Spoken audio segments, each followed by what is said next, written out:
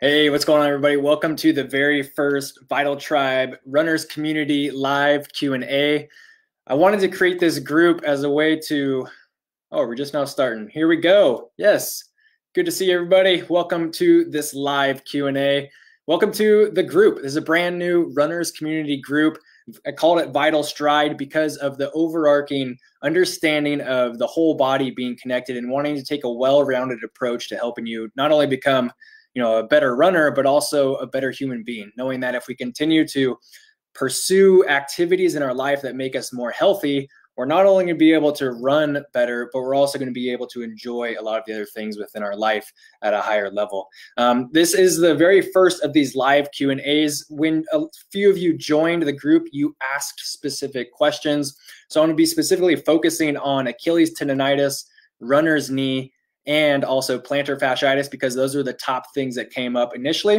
But if you have anything else that you have going on that you want some feedback on, I am here. I'm committed to at least a half an hour. I'm still going to be trying to see how often I want to do these, but I wanted to get this going right away after starting this group as a way to help connect with you and also say welcome to the tribe.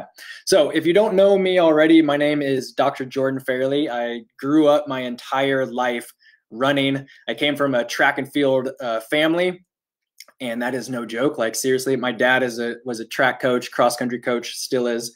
But even every single family vacation that we did, we went and we had to look at the local track. We went to Olympic trials every 4 years as a family growing up. So it was really in my blood. I ran in junior high, I ran in high school, ended up going on to college and competed at Chico State.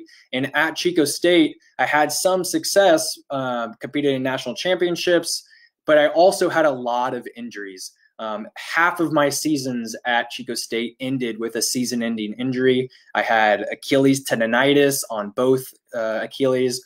I had repetitive calf strains. I had sciatica going down my leg. I ended up pulling my hamstring in the national championships in track in 2008. I broke my big toe doing the steeplechase, running into the actual water barrier. I had a lot of injuries, and this led me down the path of seeking to become a physical therapist first, to then an athletic trainer, to then becoming a chiropractor. So now, as a chiropractor, my main goal over the last 10 years has been to try to find better ways of understanding how the human body works, so I could help myself, really, if I'm honest, be able to be healthy and not be injured and be able to continue to do the thing that I love, which is running. Along with that, I've gained such an immense amount of knowledge about injury prevention and also how to optimize the human frame so that you can continue to run better. And I've helped hundreds of distance runners in our actual chiropractic office be able to run better. But I keep getting questions pretty much every single day on Instagram, on Facebook, private messenger, on YouTube, asking about different things. So I wanted to create this group in order to be a sounding board for you to be able to ask questions, for runners to be able to come together, and also for me to be able to provide different online video resources for you guys to implement things before you run, during your run, after you run, so that you not only improve your form, but you also can increase your longevity as a healthy runner. This is also an open group. So if you have any friends, family members, running teammates, or people that you are a part of a running community, feel free to invite them into this group. I'm just here as a way to provide resources and answer questions. So I want to dive in. The very first thing that we had was somebody saying they have repetitive Achilles tendonitis. And so this one is one that I want to start with because it's dear to my heart, because I dealt with Achilles tendonitis every single track season throughout college, and then after college it manifested then into calf strains. And so Achilles tendonitis, I do have a lot of knowledge with this that you can start to put into play. And I want to say that there are tons and tons of different possible causes. You're not really going to be able to understand one specific person's cause of Achilles tendonitis unless you run with them on a daily basis. You watch how they move, you watch and see where their current muscle deficiencies are, what the underlying weaknesses are or restrictions in joint motion. But I do want to say that everything that I'm going to be sharing with you, it falls into four main pillars. The first one is first starting with being able to increase your mobility or flexibility. So this is within the actual muscle tissues, but also within the joints. The next part is once you have good mobility, it's wanting to make sure that you have good strength and stability. So a lot of times people have recurring issues or recurring injuries because they have some type of muscle breakdown over time, and that leads to different compensation injuries.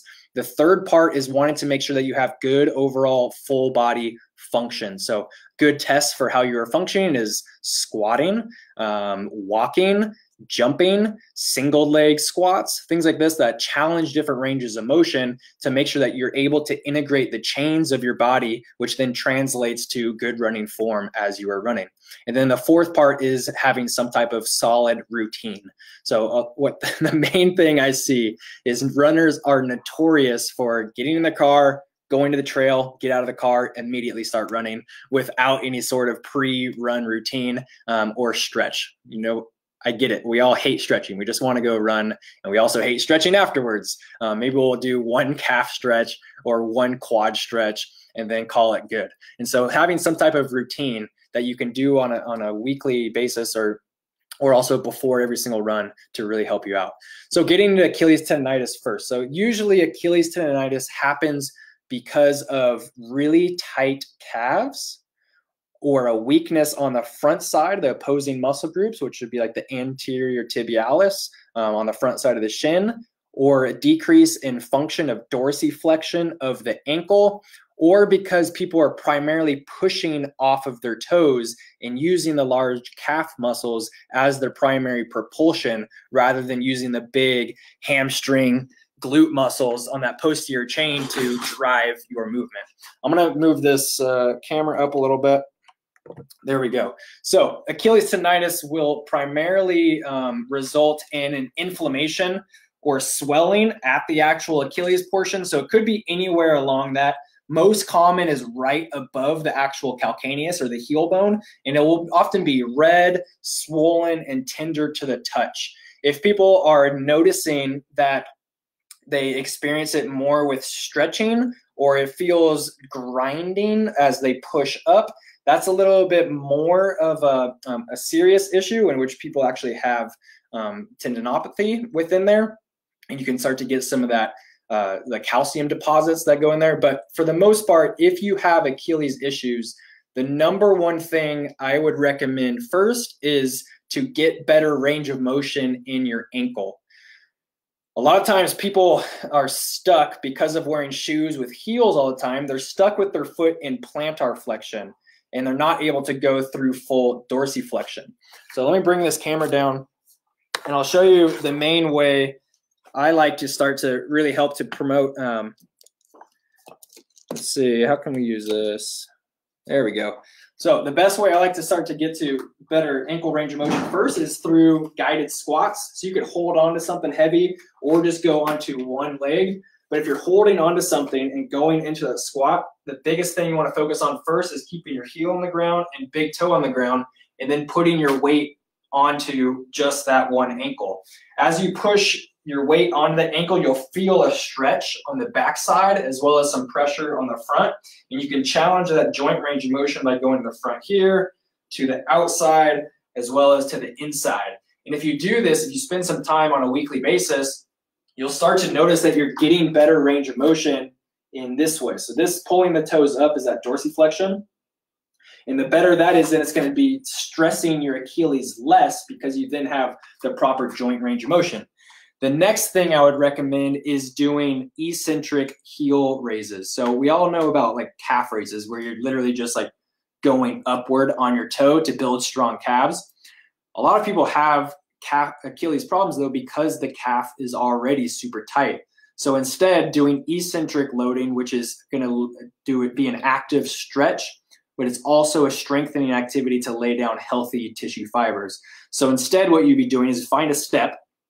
You're going to go up on both toes, switch to one foot, and then go down super slowly for 10 seconds all the way down.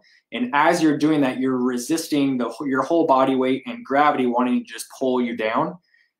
And so that's starting to stretch the tissues, but it's also strengthening the tissues so that as you're running, when there's that initial part where your foot is hitting the ground, there's that elastic stretch as your heel goes downward. It's starting to train that motion so that it's strong in this heel lowering, so that then when you switch over and push off, the tissues are able to respond. So get increased joint range of motion of your ankle, start to do eccentric loading, and then you also want to start to integrate your calf to work with your hamstring and your glute. There's tons of different ways you can do this, but I'm going to give you one simple one that you can start to do before every single run, and that is a single leg deadlift. And we're also going to be doing this as an eccentric motion. So if you're in this position, you're going to put your weight onto just one foot and then send your butt backwards as your hands go forwards. And you're, again, just like we were doing the eccentric calf raise, really slowly going all the way down. So this is a single leg stability exercise. As you go to the ground, you're then going to squeeze your glute, come back up, sending the hips back. Again, really slowly, going 10 seconds all the way down.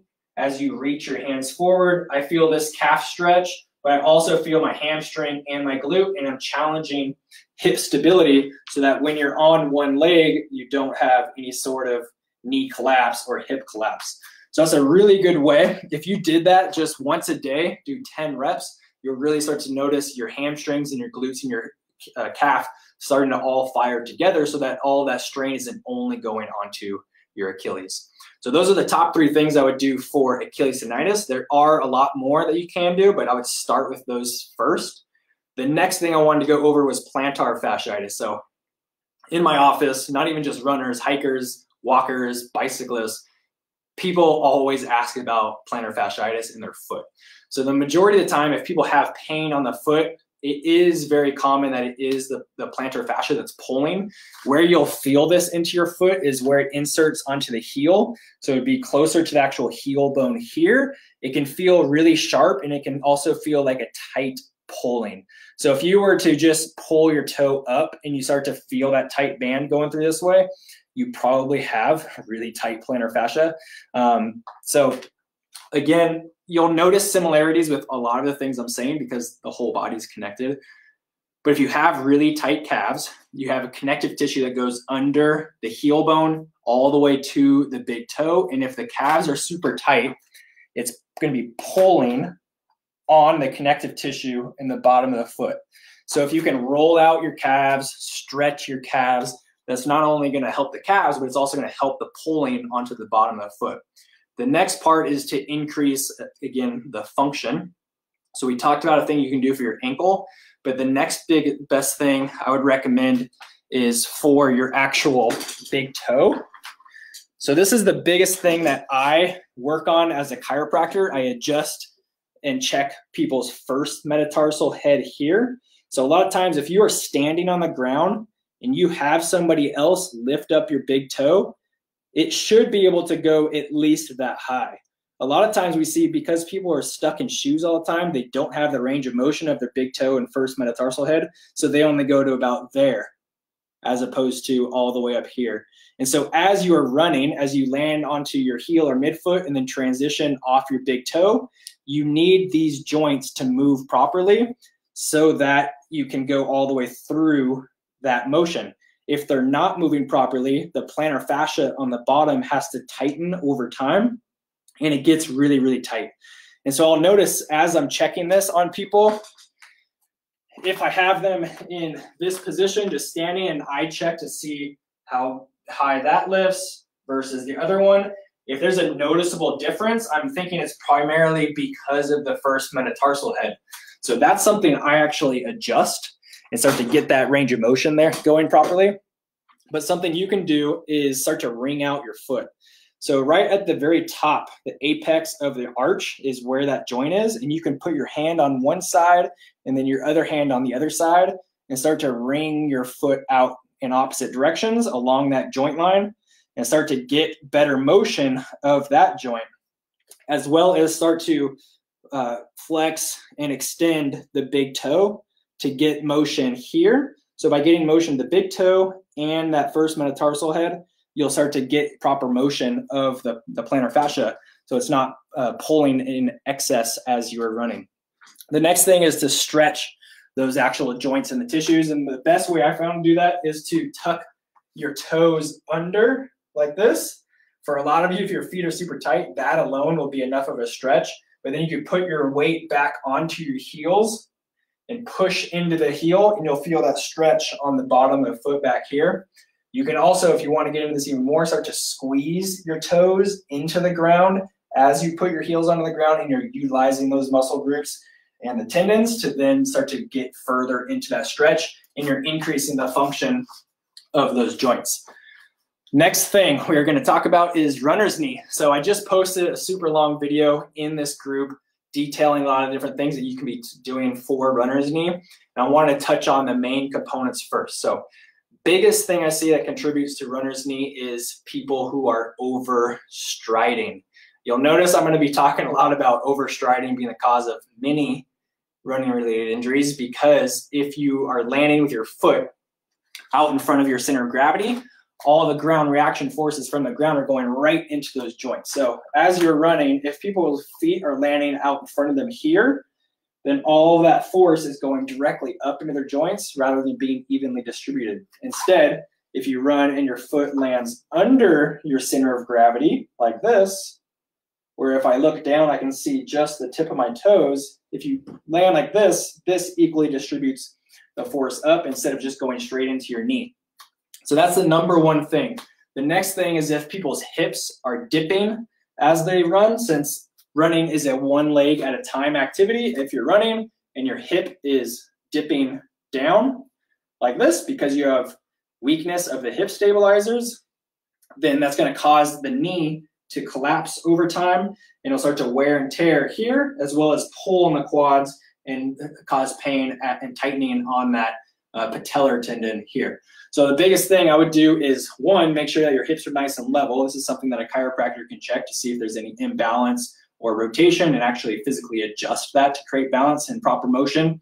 But also by doing hip dips, and also, side planks, clamshells, side squats, all those different things to strengthen the hip stabilizers so that you're not having any sort of collapse. A simple way that you can do this for protecting the knee, strengthening the hip, and also helping for IT band pain is the hip dip. So if you're here, this leg on the ground is going to stay straight. You let that leg dip down, squeeze your glute, come back up. As you're doing that, if you do that 30 to 40 times, you'll start to notice the glute med, TFL, and glute max on that side start to fire, and it'll get stronger over time. The last thing is just retraining proper function. And so if you're doing proper squats, this is a good way to get your knee to move properly over your ankle and under your hip, and start to train this motion, which will then equate to good running mechanics. So biggest thing I see, especially in the chiropractic office, is as people are squatting down, they'll have one knee collapse inward. And then as they're running, that same type of weakness is probably happening. So if you send your butt back and start to squat down, heels stay on the ground, knees drive out, training that proper motion, squeeze the butt, come back up. If you get your body used to moving this way properly, you're strengthening the muscles that function in this good manner, then that's going to translate to your running so that you can stay here rather than here or here. So like we talked about, try not to overstride. A simple tool for preventing that is to look down. When your foot touches the ground, you should only be able to see the tips of your toes. If you can see your entire foot, you're overstriding. Next biggest thing would be to strengthen the external hip rotators. We talked about the hip dip. You could also do side planks. You could do leg lifts. You could do half squat, walking laterally, side to side. You can use bands. You could do clamshells. And then the last part is train better function. I think the squat is the best way to start to do that. I also added some other strategies that you can do in that video that I posted the other day. But that was a lot of insight on Achilles tendonitis, runner's knee, as well as plantar fasciitis. I haven't seen any questions come up so far. So if you have any questions, please let me know. I'm looking forward to being able to do these Q&As every once in a while. I'm thinking currently every other week or once a month. Depends on the engagement of this group. And I hope that you found this valuable. If you have any questions, let me know. If you think you know of any other runners who would benefit from this, please feel free to invite them into this group. This is an open group for everybody. And then I appreciate you being the first ones in this group, and also look forward to sharing with you in the future. Happy running over the next few weeks, and I hope that you stay healthy and well. Peace.